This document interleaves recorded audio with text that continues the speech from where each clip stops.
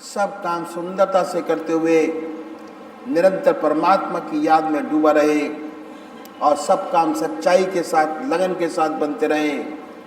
आज से अच्छे दस्त बकार दिल में आप हाथ काम करें, दिल ईश्वर की याद में लगा रहे और हम सच्ची मेहनत करें, जेलसी द्वेष से बचें, दूसरे को देखकर हमारे दिल में द्वेष पैदा ना हो, दूसरे को देखकर हमारे अंदर उत्साह पैदा हो कि हम उससे अच्छी मेहनत करें और उससे अच्छी तरक्की प्राप्त करें। जहाँ द्वेष है वहाँ हृदय अपवित्र हो जाता है, उस हृदय में परमात्मा नहीं रहता। यह प्रेम का चौथा गुण है, संतोष। परमात्मा ने जिस हाल में रखा उसी में खुश रहते हुए उसके नाम को दिल और दांतों से पकड़ो, सुख में भी दुख में भी।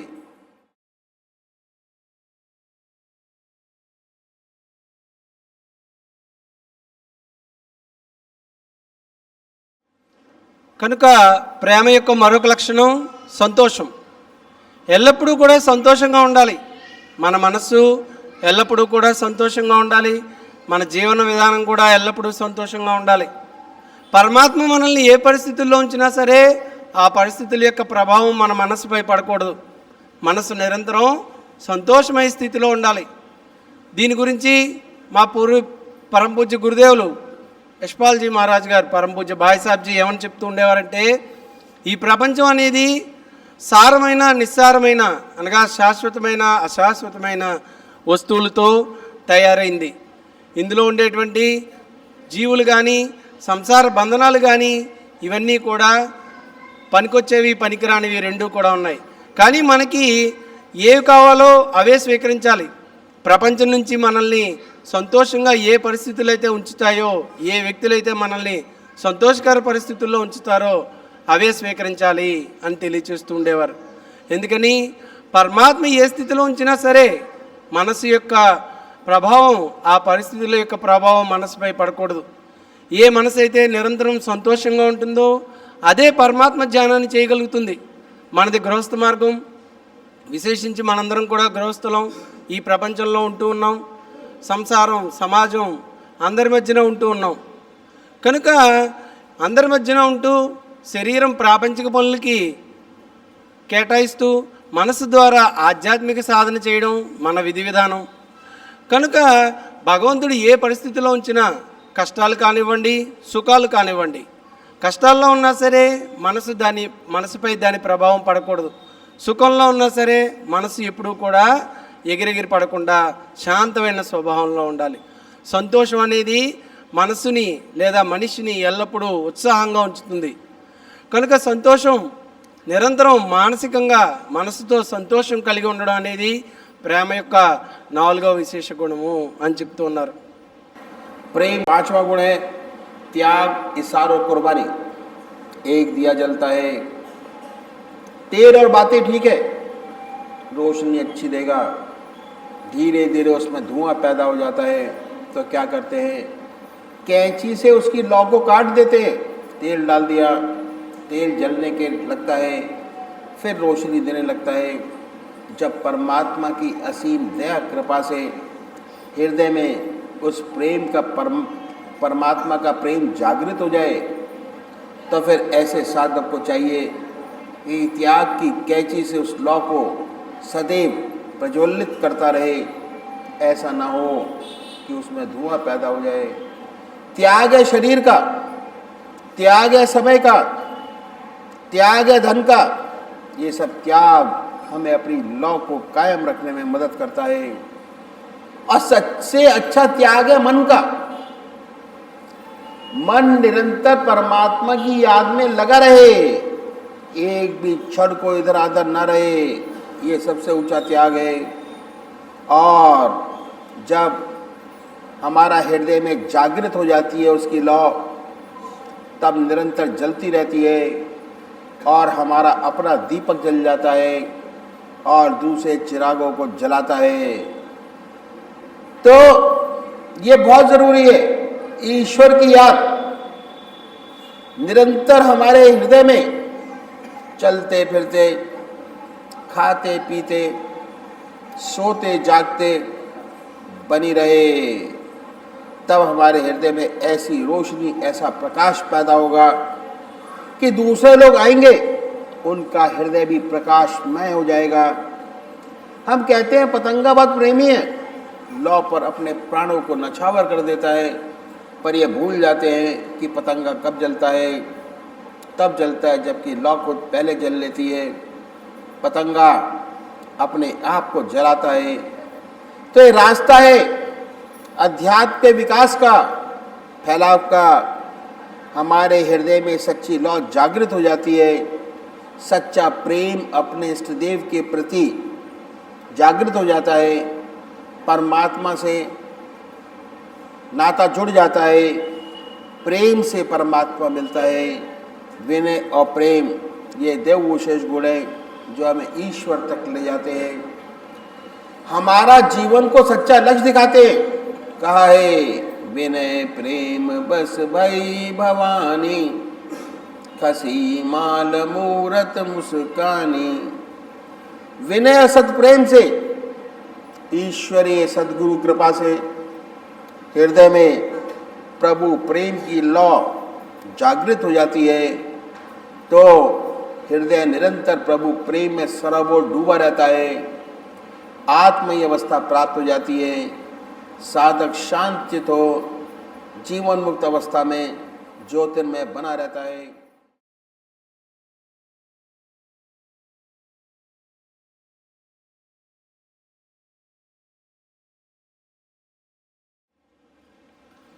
కనుక నిజమైన సంతోషం, ఆనందమయ స్థితిలో మన హృదయం నిరంతరం సంతోషంగా ఉండాలి అంటే మరొక విషయం కూడా తెలియచేశారు. ఏమిటి? ఎదుటివారి కష్టాల్లో ఉంటే మన హృదయం కూడా రోధించాలి, ఎదుటివారు ఆనందంగా ఉంటే మనం కూడా సంతోషించాలి. అంతేగాని జలసీ కానీ ఈర్ష్య అసూయలు కానీ ఎల్లప్పుడూ కూడా మన మనసులోనికి రానివ్వకూడదు. అటువంటి మనస్సే ఎల్లప్పుడూ కూడా సంతోషంతో ఉంటుంది అని చెప్తూ ఉన్నారు. ఎదుటివారిని ప్రేమించండి, వారు ఆనందంగా ఉంటే మీరు సంతోషించండి, వారి బాధలో ఉంటే మీరు వారి బాధ పంచుకోండి. అప్పుడే నిజమైన సంతోషం కలుగుతుంది. ఎదుటి వ్యక్తిని చూసి ఈర్ష్య ద్వేషాలు అసూయలు పెంచుకున్నంత మాత్రాన వారికి కలిగినటువంటి ఆనందాలు మనకి రావు సరికదా. మన మనసు జుగుత్సాకరమైన సంకుచితమైన స్థితిలోనికి వెళ్ళిపోతుంది. కనుక సంతోషం కలిగి ఉండడానికి 4వ అత్యున్నత గుణం అని చెప్పారు. ఇక ప్రేమలో 5వ గుణం త్యాగం. త్యాగం అనేది ఆధ్యాత్మిక పరిభాషలో, ఈ సాధనా విధానంలో, ఆధ్యాత్మిక మార్గంలో చాలా గొప్పది. ఒక జ్యోతి తనని తాను త్యాగం చేసుకుంటూ చీకట్లో ఉన్నవారికి వెలుతురు ప్రసాదిస్తూ ఉంటుంది. ఏ విధంగా అయితే అజ్ఞానాంధకారంలో ఉన్న మనకి గురుదేవుల యొక్క ఆత్మిక జ్యోతి ద్వారా వారు మనకి ప్రకాశాన్ని కలిగిస్తున్నారో, అదే విధమైనటువంటి త్యాగం, ఆపదలో ఉన్న వారిని ఆదుకోవడం, ఆపదలో ఉన్న వారికి సహాయం చేయడం, ఈ త్యాగం అనేది ఎంత గొప్ప విషయము అంటే చూడండి, ఒక గాలిపటం ఎగురుతూ ఎగురుతూ ఎగురుతూ ఉంటుంది. కొంచెం పైకి వెళ్ళేసరికి ఎండ వేడిమికి తాను మండిపోతుంది. అదేవిధంగా సాధకుడు ఎంత ఉన్నత స్థితికి వెళ్తూ ఉంటాడో పరమాత్మ యొక్క శక్తికి, ఆధ్యాత్మిక సాధనతో కూడినటువంటి శక్తిని తను కలిగి ఉంటాడు. తన సంపర్కంలోనికి వచ్చిన వ్యక్తులకు కూడా ఆ శక్తిని ప్రసరింపజేస్తాడు. సద్గురువు అటువంటి త్యాగాలకి నిలయం. సద్గురుదేవులు మాత్రమే అప్పటి వరకు అజ్ఞానాంధకారంలో, అనగా జన్మ జన్మల నుంచి ప్రపంచంలో తిరుగాడుతున్నటువంటి మన హృదయంలో జ్ఞాన జ్యోతిని వెలిగించగలరు, ప్రకాశ కిరణాలని ప్రసారం చేయగలరు. అటువంటి ఆత్మిక త్యాగం చేసేటువంటి వ్యక్తే సద్గురు. అటువంటి త్యాగమే ఆత్మిక శక్తిని ప్రసారం చేయడం, జ్ఞాన జ్యోతుల్ని వెలిగించడం, అదే నిజమైనటువంటి త్యాగం. ఆ త్యాగం సద్గురు యొక్క జ్ఞాన ప్రకాశం నిరంతరాయంగా కొనసాగుతూ ఉంటుంది. కనుక ఆధ్యాత్మిక పరిభాషలో, భక్తి మార్గంలో విజయం సాధించడానికి, పరమాత్మ ప్రాప్తి పొందడానికి ఈ వినయము, ప్రేమ అనేటువంటి 2 విషయాలు కూడా కలిగి ఉండడం అత్యంత ఆవశ్యకం. మహాత్ములందరూ కూడా అదే తెలియజేస్తున్నారు. వినయ్ ప్రేమ బస్ భయి భవానీ, కసి మాల్ మూరత్ ముస్కాని. ఏ వ్యక్తి యొక్క హృదయంలో అయితే ఈ వినయము ప్రేమ రెండూ కలిగి ఉంటాడో అటువంటి హృదయంలోనే పరమాత్మ యొక్క శక్తి జ్యోతి స్వరూపంగా వెలుగొందుతూ ఉంటాడు అని తెలియచేస్తూ ఉన్నారు. కనుక ప్రతి సాధకుడు కూడా కలిగి ఉండవలసినటువంటి ముఖ్యమైన లక్షణాలు వినయము మరియు ప్రేమ. परमात्मा तू है, तेरी इच्छा पूर्ण। जय सद्गुरुदेव, जय पद शरणं,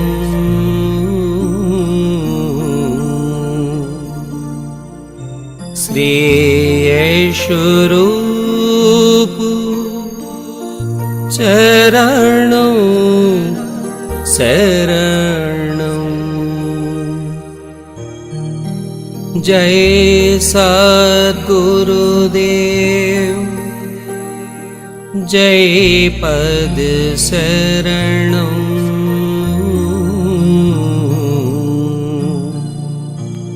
श्री स्वरूप चरणं शरणं। जय सद्गुरुदेव, जय पद शरणं, श्री स्वरूप चरणं शरणं। जय सद्गुरुदेव, जय पद शरणं, श्री स्वरूप चरणं शरणं।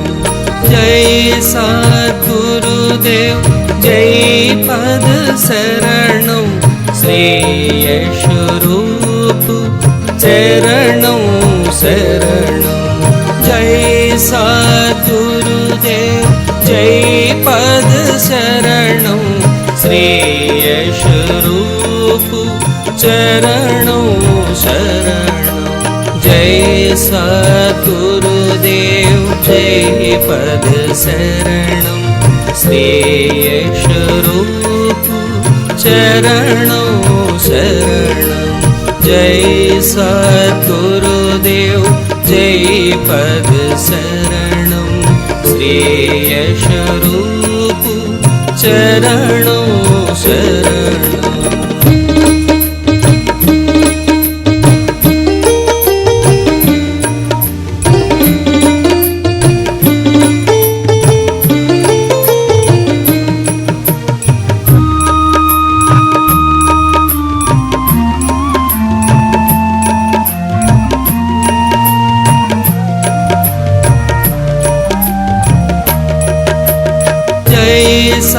सद्गुरुदेव, जय पद शरणं, श्री स्वरूप चरणं शरणं।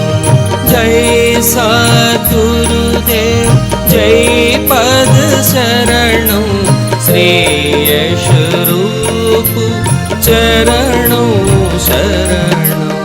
जय सद्गुरुदेव, जय पद शरणं, श्री स्वरूप चरणं शरणं। जय सद्गुरुदेव, जय पद शरणं, श्री स्वरूप चरणं शरणं।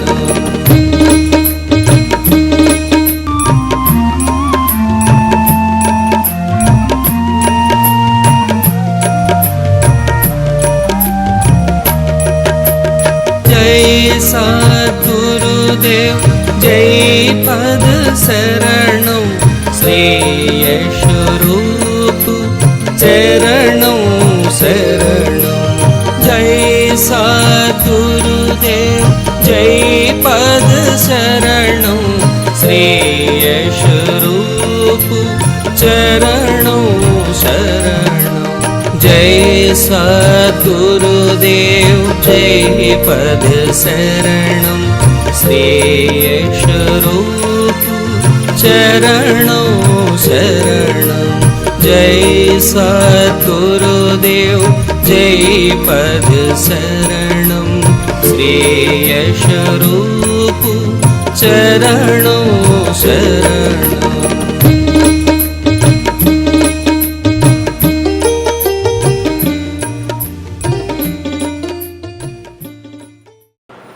पूज्य माता और बंधुओं,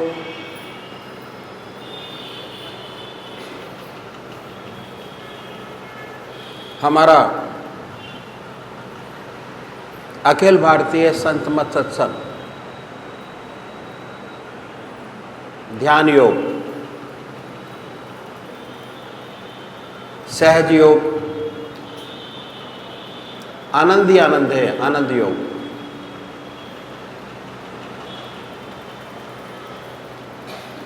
ये समझना बहुत जरूरी है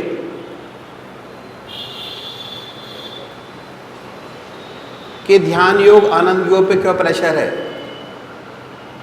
क्यों कहा जाता है कि ध्यान योग करिए। ध्यान योग का मतलब ध्यान को अपनी जिंदगी में जोड़िए, और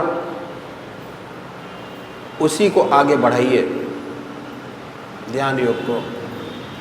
देखिए, पूजा 3 प्रकार की। पहली शारीरिक पूजा, मंदिर जाना, जल चढ़ाना, अपने इष्ट देव का आरती गाना, दिया जलाना,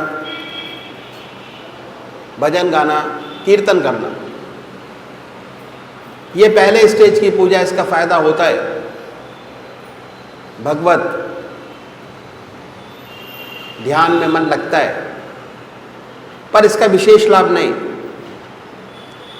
विशेष लाभ क्यों नहीं है कि जब तक आप मंदिर के अंदर हैं, जब तक आप कीर्तन कर रहे हैं, जब तक आप भजन गा रहे हैं, तब तक आपका मन आपके इष्ट के चरणों में लगा होगा।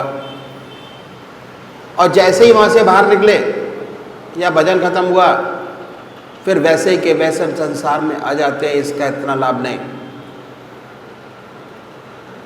दूसरी पूजा है मानसिक पूजा, मन से। इसमें आता ध्यान योग, आनंद योग, सहज योग, और हमारा जो सिस्टम है इसमें सारी चीज़ें शामिल हैं। ध्यान योग भी है, आनंद भी है, हठ भी है, और सहजता भी है। और ये बात पुराने ज़माने से चला आ रहा है, कोई नई, आज कोई नई बात नहीं। और पहले ज़माने के जो लोग थे वो इसको जानते थे, और उन्होंने अपने जीवन का एक अंग बनाया हुआ था। तो दूसरी पूजा हुई आपकी मन से, मानसिक पूजा। जो अखिल भारतीय सतमत सत्संग का सिस्टम है, वो शारीरिक पूजा, मानसिक पूजा, आत्मिक पूजा, तीनों का मिश्रण है, और बड़े आराम से किया जा सकता है। सबसे पहले इन संतों ने बात बताई कि परमात्मा ने बड़ी असीम दया कृपा कर हमको मनुष्य योनि प्रदान की है। ये उसकी सबसे बड़ी देन है जो हमें प्राप्त है। मनुष्य योनि एक ऐसी योनि है जिसमें परमात्मा ने हमें विवेक बुद्धि दी है, कर्म करने की स्वाधीनता दी है। बाकी 84 लाख भोग योनियां हैं, बड़ी दया कृपा कर ईश्वर ने हमें मौका दिया, और हमें इस अवसर का पूरा पूरा लाभ उठाना चाहिए।